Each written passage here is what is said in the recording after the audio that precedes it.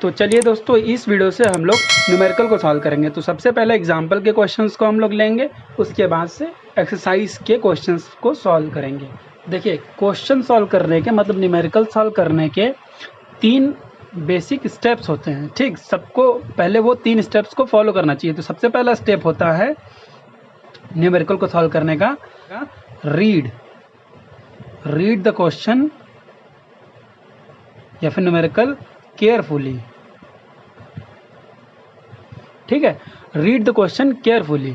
तो बहुत से बच्चे क्या करते हैं कि बहुत जल्दी में क्वेश्चन को पढ़ लेते हैं, तो उसमें बहुत सारे डेटा जो ऐसे होते हैं वो मिस हो जाता है। ठीक, तो सबसे पहले आप क्वेश्चन को केयरफुली और आराम से पढ़ना जानिए एंड अंडरस्टैंड, और क्वेश्चन को समझिए कि बोलना क्या चाह रहा है क्वेश्चन, और क्या क्या क्वांटिटी, क्या क्या चीज़ें वो गिवन है उसमें। ठीक, वो उसको नोट डाउन कीजिए एक जगह पर। जैसे मैंने अभी न्यूमेरिकल में बताया हुआ है कि जो भी डेटा गिवन होगा क्वेश्चन में, सबसे पहले उसको एक जगह पर नोट डाउन कर लीजिए कि जिससे आपको दोबारा क्वेश्चन पढ़ना ना पड़े। ठीक, अगर दोबारा आप क्वेश्चन पढ़ेंगे तो आप कंफ्यूज होंगे, तो इससे अच्छा यही है कि एक बार आप पढ़िए उसको, सिंपल एक बार पढ़िए और उसको गिवन में लिख लीजिए। ठीक, पॉइंट बना के गिवन में लिख लीजिए। ठीक, तो आपको सबसे पहले क्या आना चाहिए, क्वेश्चन को रीड करना चाहिए अच्छे से, केयरफुली, और उसको समझना चाहिए। सेकेंड नंबर क्या होता है, सेकेंड नंबर में आप एप्लीकेशन करेंगे उसका, जैसे एप्लीकेशन। ठीक, एप्लीकेशन ऑफ कॉन्सेप्ट्स।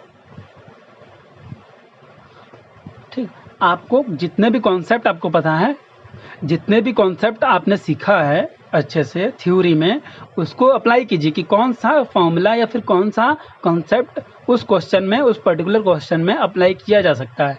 ठीक, तो ये आपके थ्योरी पे डिपेंड करेगा। ठीक है, जितना थ्योरी आपका स्ट्रांग होगा उतना अच्छे से आप न्यूमेरिकल या फिर क्वेश्चन को डील करेंगे। ठीक है, सेकंड नंबर में आ जाएगा कि एप्लीकेशन, कौन सा कॉन्सेप्ट हम अप्लाई करेंगे कि हमको डायरेक्ट रिजल्ट मिल जाए। थर्ड नंबर में क्या है, कैलकुलेशन, अगर न्यूमेरिकल है तो। ठीक, आपने रीड अच्छे से कर लिया, क्वेश्चन को समझ गए अच्छे से, आपने अप्लाई कर दिया सारे कॉन्सेप्ट्स को, सारे फॉर्मूला को अप्लाई कर दिया। फिर उसके बाद थर्ड नंबर में आता है कैलकुलेशन। आपने ये दोनों स्टेप तो अच्छे से कर लिया, लेकिन लास्ट में आप कैलकुलेशन में मिस्टेक कर दी। ठीक, आपने सिली मिस्टेक कर दिया कैलकुलेशन में, मतलब मल्टीप्लिकेशन करने में, एडिशन करने में कुछ सिली से मिस्टेक्स कर दी। ठीक, तो उसकी वजह से आंसर क्या आएगा, आपका रॉन्ग आएगा। ठीक, आंसर रॉन्ग आने की वजह से आपका सारा आंसर कट जाएगा, कोई भी मार्क्स नहीं मिलेगा। ठीक, वैसे अब तो स्टेप मार्किंग आ गया है क्वेश्चन में, तो स्टेप मार्क मिल जाता है, लेकिन आप कोशिश कीजिए कि कैलकुलेशन, जब इतना 1-2 पॉइंट आपने अच्छे से किया तो कैलकुलेशन में क्यों आप फालतू का अपना मार्क्स गंवाएंगे। इससे अच्छा ये है कि कैलकुलेशन भी अच्छे से आप कीजिए। ठीक है, तो सबसे पहला एग्जांपल आपके स्क्रीन पे शो कर रहा होगा। क्वेश्चन में क्या बोल रहा है कि a current of 0.5 ampere is drawn by a filament of electric bulb for 10 minutes. मतलब बोल रहा है कि एक इलेक्ट्रिक बल्ब का जो फिलामेंट है वो 0.5 एम्पियर का करंट खींच रहा है 10 मिनट तक। ठीक है, तो सबसे पहले नोट डाउन कर लेते हैं क्या क्या वैल्यूज़ गिवन है। तो करंट की वैल्यू गिवन है कितना, 0.5 एम्पियर। करंट को शो करते हैं आई से, और उसके बाद से टाइम गिवन है, टाइम गिवन है कितना, 10 मिनट्स। ठीक है, तो सबसे पहले आप ये ध्यान में रख लीजिए कि जहाँ कहीं भी वैल्यू टाइम की, चाहे आवर में दिया हो चाहे मिनट में दिया हो, मतलब चाहे घंटे में दिया हो चाहे मिनट में दिया हो, तो आप उसको सबसे पहले सेकंड में कन्वर्ट करेंगे। ठीक है, तो इसको सेकंड में कन्वर्ट करेंगे तो कितना आएगा, 10 × 60 सेकेंड्स, तो कितना आ जाएगा, 600 सेकेंड्स। ठीक है, तो अब पूछ क्या रहा है क्वेश्चन में कि find the amount of electric charge that flows through the circuit. मतलब बोल रहा है कि आपको चार्ज की वैल्यू निकालना है कि सर्किट में कितना फ्लो कर रहा है। तो हम लोग को पता है आई इक्वल्स टू क्या होता है, Q/T। ये फॉर्मूला हम लोग पढ़ चुके हैं, आई इक्वल्स टू Q/T। तो यहाँ से Q की वैल्यू अगर निकालना चाहे तो I × T।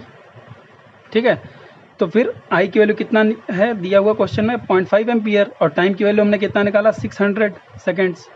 अगर इसका मल्टीप्लाई करेंगे तो कितना आएगा, 300 कूलॉम। ठीक है, तो चार्ज की वैल्यू आ जाएगी 300 कूलॉम। मतलब वो जो फिलामेंट होगा उसके थ्रू कितना फ्लो कर रहा होगा चार्ज, 300 कूलम का चार्ज फ्लो कर रहा होगा। तो चलिए नेक्स्ट एग्जाम्पल की ओर मूव करते हैं। Example number 2। तो एग्जाम्पल नंबर 2 में बोल रहा है how much work is done in moving charge of 2 coulomb across 2 points having a potential difference 12 volt.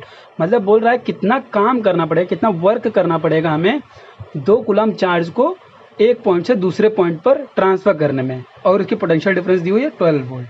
तो क्या क्या गिवन है उसको नोट कर लेते हैं। कूलम मतलब चार्ज की वैल्यू गिवन है 2 कूलम, ठीक है, और किसकी वैल्यू गिवन है, पोटेंशियल डिफरेंस मतलब वी की वैल्यू 12 वोल्ट, ठीक। तो पूछ रहा है वर्क डन कितना होगा, मतलब इतने 2 कूलम चार्ज को एक पॉइंट से 2 पॉइंट पर मूव कराने में,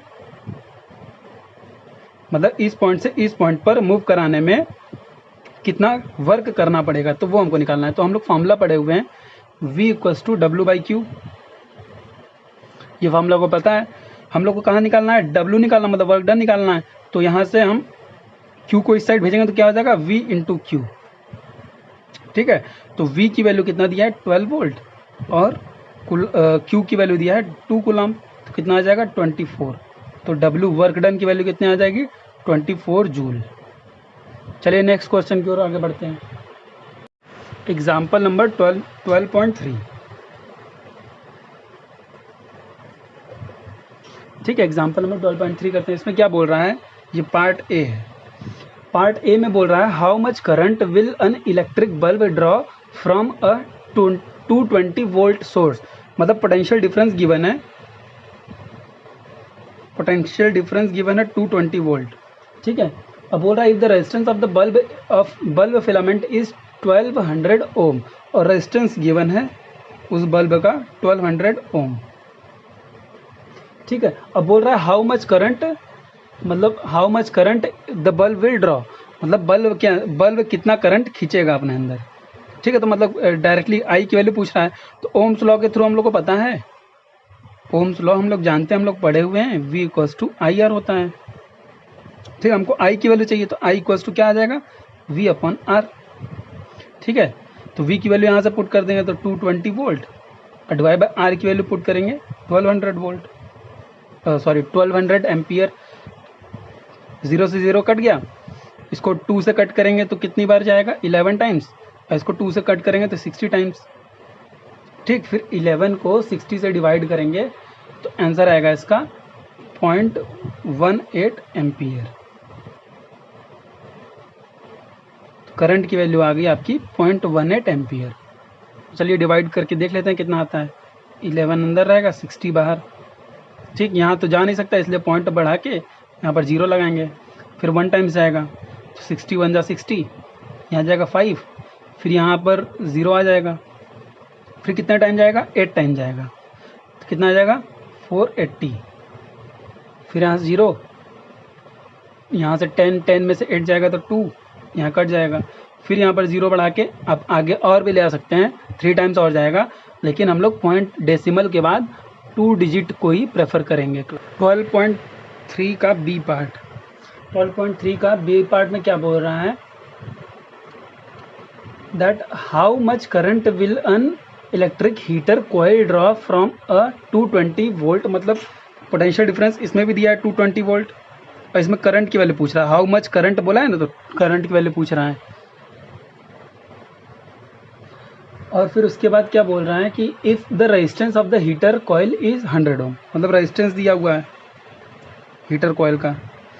आप क्वेश्चन के साथ साथ इसका फिजिकल सिग्निफिकेंस भी समझते जाइए, ठीक है। जैसे मान के चलिए ये हीटर है कोई, ठीक, ये हीटर है और इसको मैंने सप्लाई से कनेक्ट किया हुआ है, ठीक। इसको 220 वोल्ट दिया हुआ है, मान लीजिए AC सप्लाई दिया हुआ है,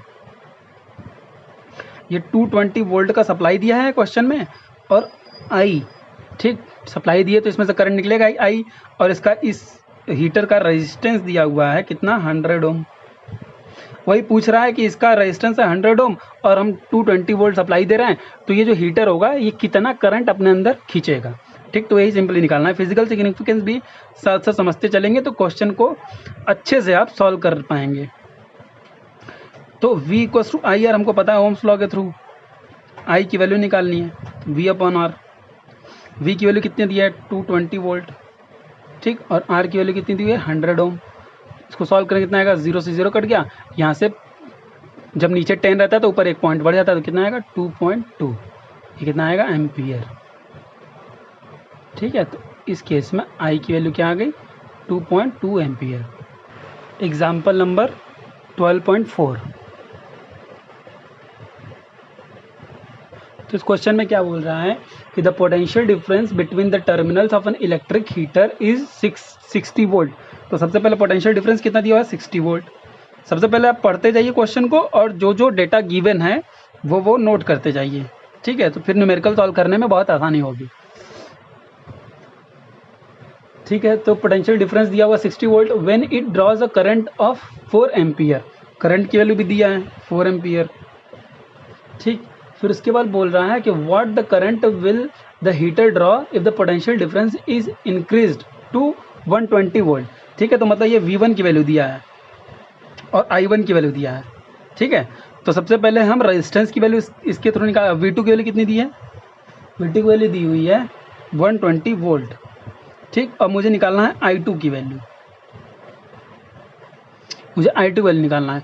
मतलब देखिए क्वेश्चन समझ लीजिए, बोल क्या रहा है कि एक इलेक्ट्रिक हीटर है, सेम पिछले क्वेश्चन जैसा, एक इलेक्ट्रिक हीटर है, इसको मैंने कनेक्ट किया हुआ एक पावर सप्लाई से। ठीक है, पावर सप्लाई का सबसे पहले मैंने कितना दिया 60 वोल्ट, 60 वोल्ट दिया है, तो इसके अंदर करंट जाएगा। तो करंट कितना निकाल रहा है, ये करंट खींच रहा है ये 4 एम्पियर का। ठीक है, इसके रेजिस्टेंस गिवन नहीं है, इसकी रेजिस्टेंस हम निकालेंगे पहले। ठीक, और सेकेंड केस में क्या बोल रहा है कि सेम इलेक्ट्रिक हीटर है, इलेक्ट्रिक हीटर सेम है। ठीक, इलेक्ट्रिक हीटर सेम है और इस बार हम 60 वोल्ट ना दे के अब कितना दे रहे हैं 120 वोल्ट। ठीक, V2 की वैल्यू कितनी थी 120 वोल्ट। तो इस सेकेंड कंडीशन में हमने पोटेंशियल डिफरेंस रखा है 120 वोल्ट। तो अब करंट की वैल्यू हमको निकालना है। ठीक है, तो जो R की वैल्यू फर्स्ट केस में होगा वही R की वैल्यू इस केस में भी होगा। ठीक, पता ही होगा आपको, क्योंकि सेम हम रख रहे हैं, सेम हीटर को सेम रख रहे हैं, केवल पोटेंशियल डिफरेंस को हम चेंज कर रहे हैं, तो फिर करंट भी चेंज हो जाएगा। तो चलिए पहले पोटेंशियल डिफरेंस को रेजिस्टेंस को निकाल लेते हैं सबसे पहले। तो हम लोग को पता है V = IR ओम्स लॉ के थ्रू। ठीक, तो हमको रेजिस्टेंस की वैल्यू निकालना है। ये फर्स्ट वाला केस ले रहे हैं तो V1 और I1 रख देते हैं, तो कितना आएगा V1/I1। ठीक, और V1 की वैल्यू कितना दिया 60 वोल्ट और I1 की वैल्यू 4 एम्पियर। ठीक, इसको डिवाइड करेंगे, 2 2 जा 4, 30 2 जा 60, फिर यहाँ से कटेगा तो कितना आएगा 15 ओम आ गया। मतलब अब इसकी रेजिस्टेंस कितनी है मैंने निकाल लिया 15 ओम। ठीक, इसका भी रेजिस्टेंस क्या होगा 15 ओम।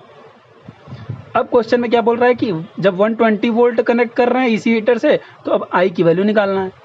सिंपल है, सेम फिर से लगा दीजिए आप ओम्स लॉ, V2 = I2R। ठीक, IT की वैल्यू निकालना है V2/R। V2 की वैल्यू कितना इस बार रखना है हमें 120 वोल्ट और R की वैल्यू हम निकाल चुके हैं कितना 15 ओम।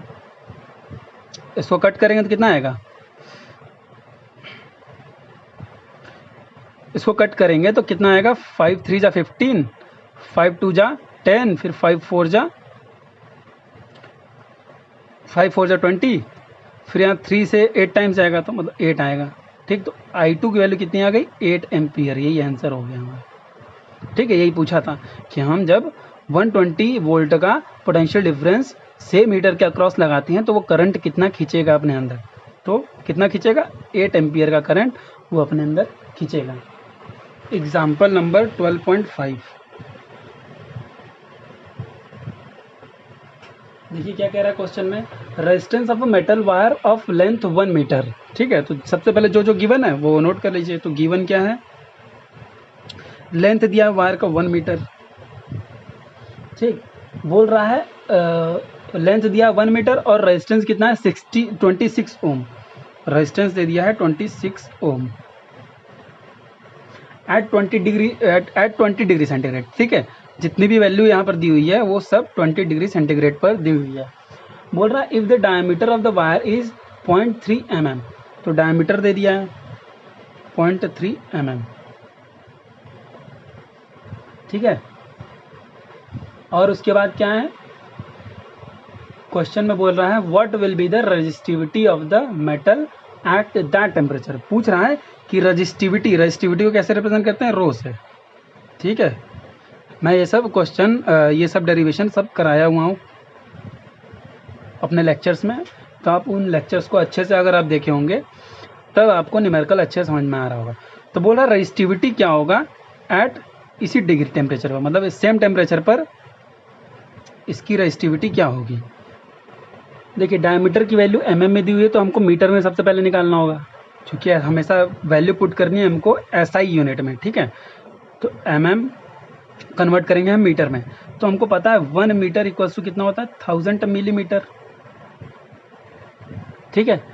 तो 1 मिलीमीटर में कितना आ जाएगा 1/1000 मीटर, ठीक। तो 1 मिलीमीटर इक्वल्स टू कितना आ जाएगा, ये मैंने कल ही सिखाया, लास्ट लेक्चर में ही सिखाया हुआ है मैंने कि कैसे कन्वर्ट किया जाता है। ये ऊपर जाएगा 10⁻³ हो जाएगा, ठीक। तो 1 मिलीमीटर में 10⁻³ मीटर हो गया। अब आपको इतना बड़ा लंबा करने से अच्छा है कि आप डायरेक्ट कीजिए, इसको अच्छे से करना सीख जाइए, आपको हैबिट बन जाएगा तो आप डायरेक्ट कर पाएंगे। तो 1 मिलीमीटर इक्वल्स टू 10⁻³ मीटर आ जाएगा।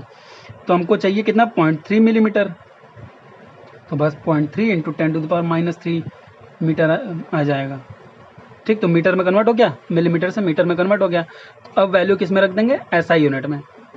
तो फॉर्मूला क्या होता है, रो इक्वल्स टू होता है R into A divide by L। अब यहाँ पर एरिया क्या होता है, एरिया देख लीजिए, बोला है वायर, वायर किस शेप का होता है, सिलेंडर, ठीक।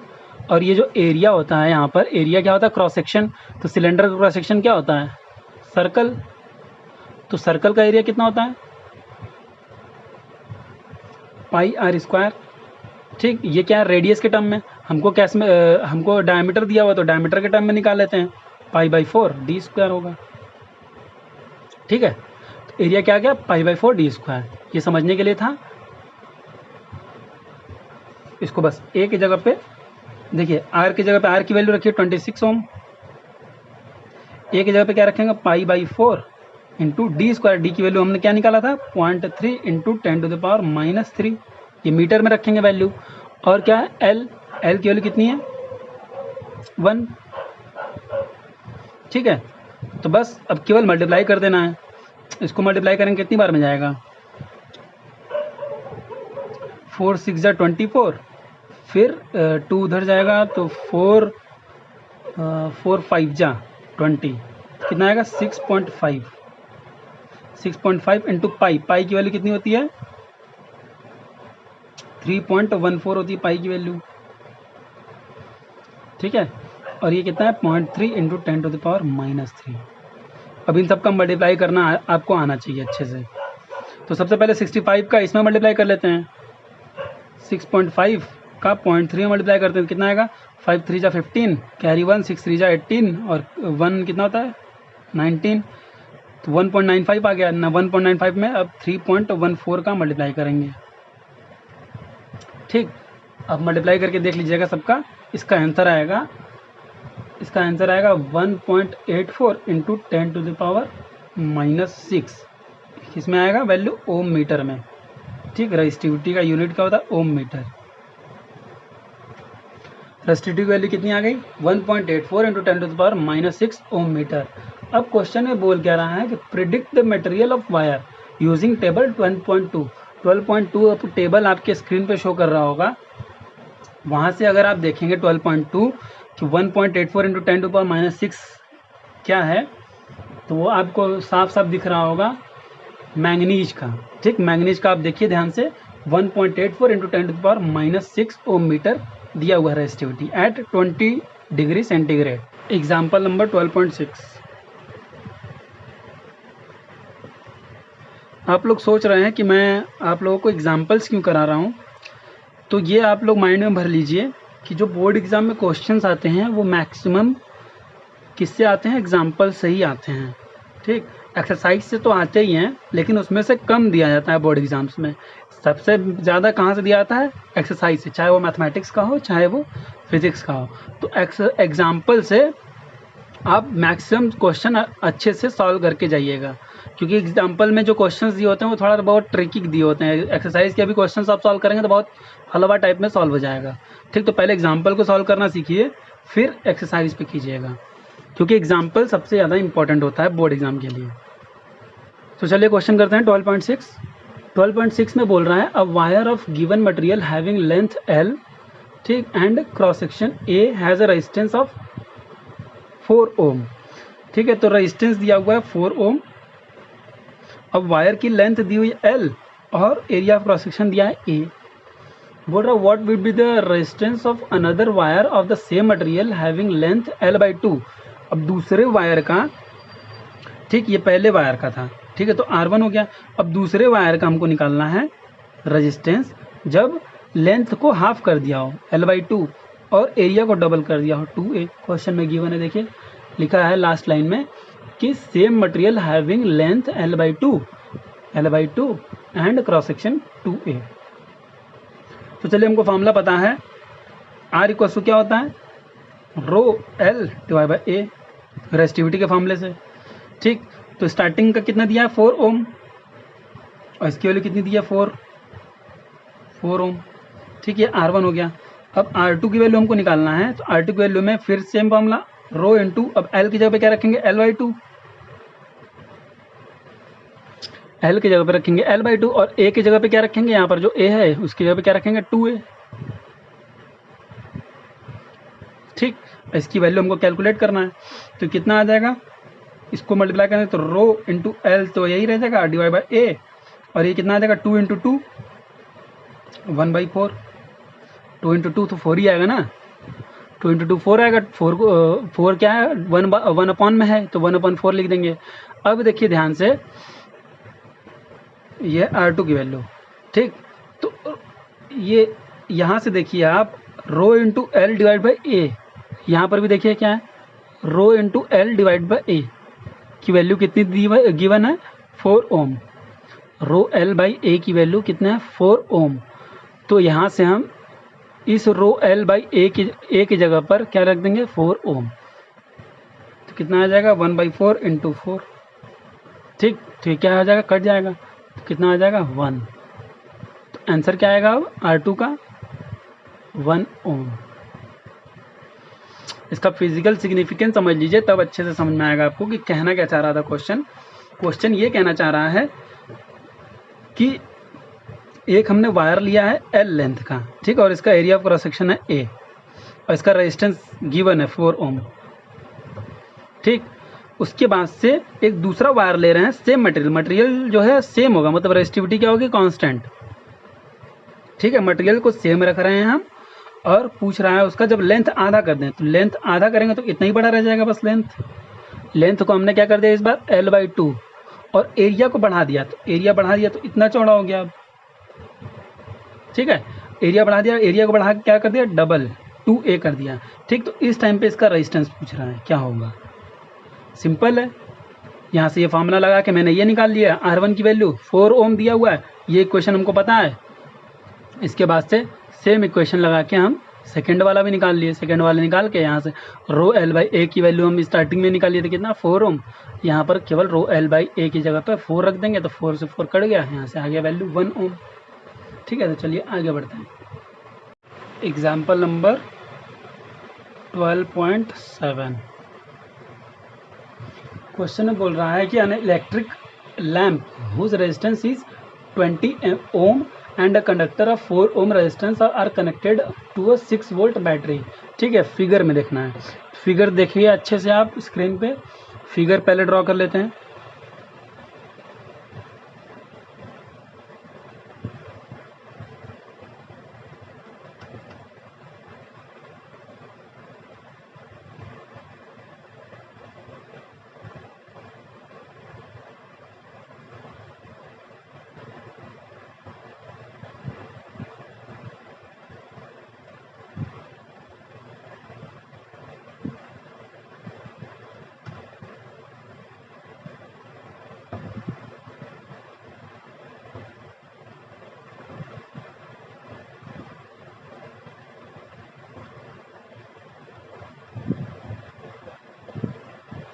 ठीक है, तो फिगर हमने ड्रॉ कर लिया है और पोटेंशियल डिफरेंस दिया है 6 वोल्ट। अब क्वेश्चन में क्या बोल रहा है कि कैलकुलेट ए क्या है,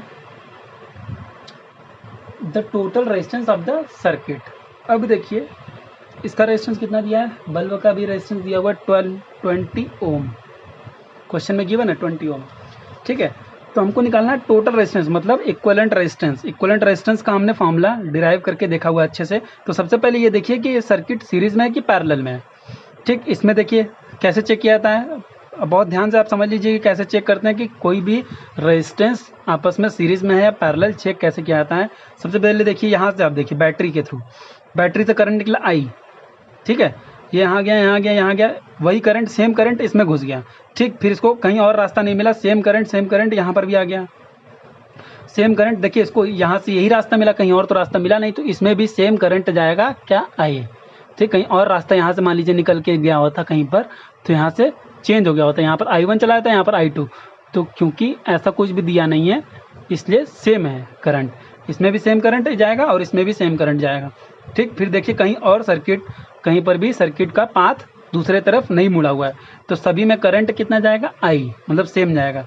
तो अगर सेम करंट जाता है तो सर्किट क्या होती है, सीरीज। तो ये हो गया R1 और ये हो गया R2। तो सीरीज का हम लोग को पता है R इक्वलेंट कितना होता है, R1 प्लस R2। जितने भी रेजिस्टेंस गिवन होते हैं सबको ऐड कर दिया जाता है इंडिविजुअली। तो कितना आएगा, 4 प्लस 20 इक्वल्स टू 24 ओम। ये आंसर हो गया ए का।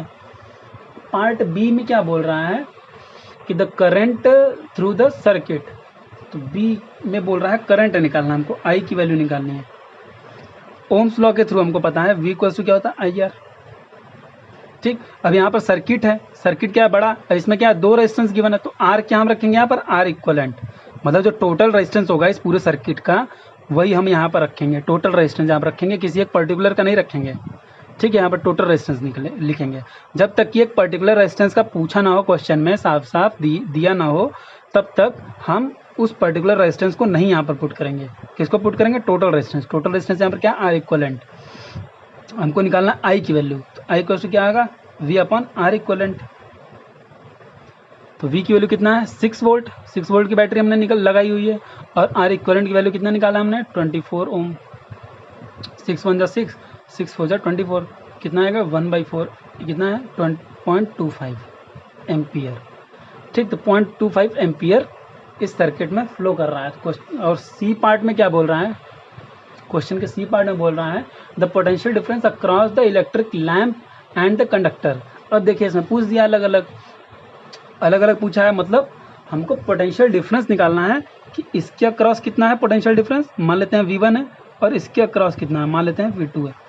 ठीक है, एक मैंने बैटरी लगाया 6 वोल्ट, और उस बैटरी का जो 6 वोल्ट बैटरी है, उस बैटरी का जो पोटेंशियल डिफरेंस है वो बट गया दो रेजिस्टेंस में, इसमें और इसमें। ठीक, तो बट गया तो V1 इसमें गया और V2 इसमें गया। ठीक है, पोटेंशियल डिफरेंस मैंने बताया था सीरीज वाले कॉम्बिनेशन में पोटेंशियल डिफरेंस अलग अलग होता है लेकिन करंट सेम होता है। तो पोटेंशियल डिफरेंस V1 इसका और V2 इसका। तो सबसे पहले V1 निकालते हैं। तो V1 निकालने के लिए इसमें जो करंट फ्लो कर रहा है, तो सबसे पहले देखिए निकाल लेते हैं। ओम्स लॉ के थ्रू हमको क्या पता है, V1 इक्वल्स टू आई, और यहाँ पर R कौन सा करेंगे, R1। हम इस टाइम किसका निकाल रहे हैं, हम इस वाले का, इस वाले रेजिस्टेंस का हम निकाल रहे हैं। इस वाले रेजिस्टेंस का कितना है, R1 हमने माना हुआ है, और इस वाले रेजिस्टेंस का मैंने पोटेंशियल डिफरेंस माना है V1, और इसमें करंट कितना फ्लो हो रहा है, I। ठीक, जिस रेजिस्टेंस का पूछा रहेगा उसी रेजिस्टेंस की वैल्यू हम पुट करेंगे। तो I की वैल्यू कितनी है, I की वैल्यू क्या है, सब में सेम। I की वैल्यू कितना है, 0.25 एम्पियर, 0.25 इंटू R1। R1 की वैल्यू कितना है, देखिए R1 की वैल्यू कितना है, 4। इससे मल्टीप्लाई करेंगे कितना आएगा, 1। ठीक है, 1 वोल्ट आएगा इसमें। तो ऑब्वियस सी बात है, डायरेक्ट आप भी निकाल सकते हैं V2 की वैल्यू क्या होगी, 4 वोल्ट, क्योंकि 5 वोल्ट, क्योंकि ओवरऑल 6 वोल्ट है और मुझे सबसे पहले वाले का मिल गया 1 वोल्ट। तो नेक्स्ट कितना बचा, 5 वोल्ट बचा, तो 5 वोल्ट किस पे जाएगा, सेकंड वाले पे।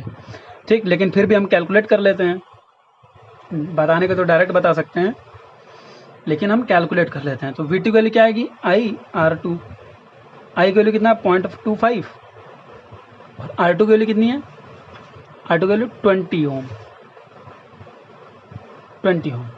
ठीक, तो इसको मल्टीप्लाई करने कितना आएगा 5 वोल्ट, ये होगा आंसर। ठीक है, तो पहले वाले रेजिस्टेंस में कितना पोटेंशियल डिफरेंस होगा 1 वोल्ट, और दूसरे वाले में पोटेंशियल डिफरेंस कितना आएगा 5 वोल्ट। तो ओवरऑल हमको पता था कितना था 6 वोल्ट। पहले वाले निकाल लिया तो दूसरे वाले का डायरेक्ट हम निकाल सकते हैं, लेकिन हम पूरा सॉल्व करके दिखाए हुए हैं अच्छे से।